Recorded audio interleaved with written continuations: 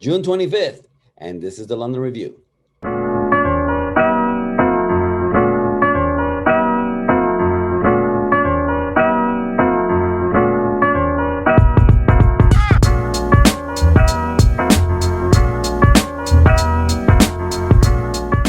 Hi, guys. This is Robert Rivera with Rivera Trading Group in association with Trend Trading Academy.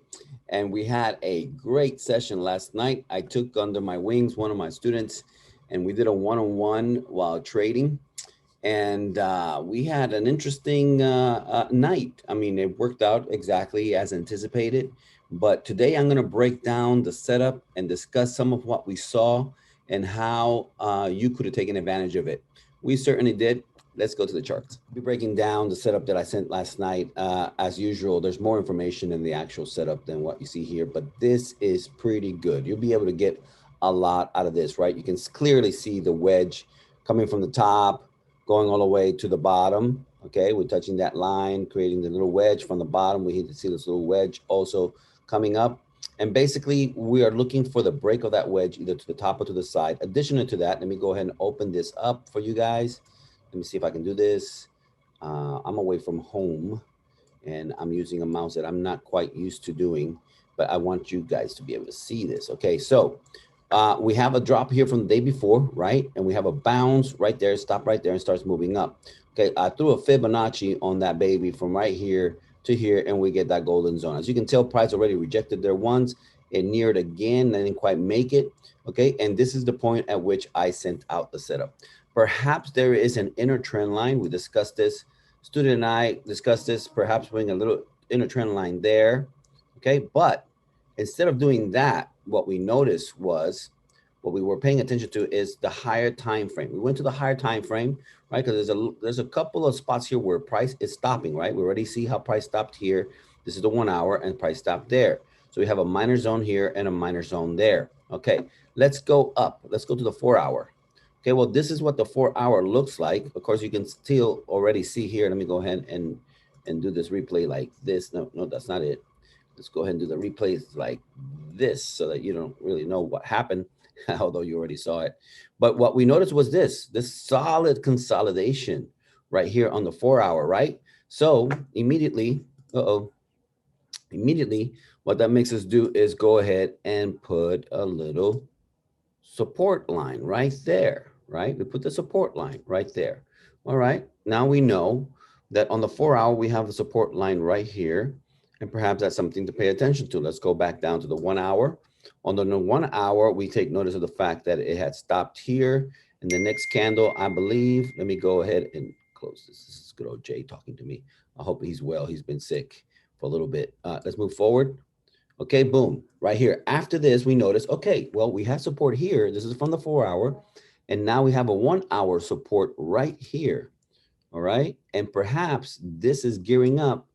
This is creating momentum to the upside to break the highs. Perhaps that's what we're looking at. Perhaps this is bouncing from here to break the highs. We move forward. Let me see. Do I want to do it to the 30-minute? Let's go to the 30-minute. Okay, let's go to 30-minute and look at this. Okay, we got a nice little pin doji candle right here. Perhaps this is creating a, let me go and close this right here so you can't see what Jay is telling me. You have a bounce from right here, and perhaps again, we're going to see a break to the upside. However, we take notice the 50 moving average on the 30-minute is coming down hard and it is respecting it. Okay, so we pay attention to that, okay? Because this is going to start pushing up like it wants to break through here, but we don't fall for that because again, we anticipate that if it's going to break to the upside, it has to break structure, it has to break this structure over here, and it still has to do with the golden zone going up. So this is what, yeah, this is the push up, right? We watched it come all the way down here, and there was a temptation to go in because it was breaking down below the support, all right? But we waited and we said, no, we're not doing anything because we have the 4 hour support over here, all right? So the 1 hour support seemed to be breaking at one point as pushing down, pushing down. There's no doing. We're just waiting to see if it actually breaks the 4 hour support, especially because we have, I mean, the 1 hour support because we have the 4 hour support here. So we're not doing anything. We're just waiting and watching. Now we see this rejection to the upside and we're thinking, oh, well, perhaps now it'll make us push up. But in fact, this is what it did. It hit that 50, it pushed up once, push up twice, push up 3 times. I mean, it seemed like it was trying to induce buyers to buy. Okay, we just waited, boom, and now it closed red. Now it closed bearish. Okay, now we're looking at potentially breaking to the downside. Now I'm looking, okay, rejection, rejection, high, lower high, lower high. Now perhaps we're breaking to the bottom. Next candle, boom. This is what we ended up with. Now, the way we took this was we did not take the break of the support over here, again, because the 4-hour was here, all right? But as it came down and started pushing, it bounced here for just a minute, retraced a little bit, and now when it comes back down to push, now I told, okay, I'm selling. I'm selling. I didn't tell him to sell. I told him I'm selling. All right. And we took this push to the bottom. Okay. We look left to see where support, where perhaps it could go to. We determined it could go to right there. All right. It may have some issues somewhere around this area right here because we see rejection there from that area. Let me go left. There's some rejection over here too. So perhaps this is an area of concern. All right. But support is down here. All right. So we took this impulse down, down, down, down, down, down. I put a take profit at 139 exactly, 139 exactly, hoping to just simply catch this impulse down. That gave us about 17 pips. We took about 15 of those pips, not too bad, and we were done. Okay. Now, given the action, I feel pretty comfortable that this is now going to go back and retest. Okay. It's going to come back and retest, and then it's going to come down and break and touch the support that we were looking at. Okay. But do we really want to stay up all night to see that? Do we want to leave our trade running through the night with the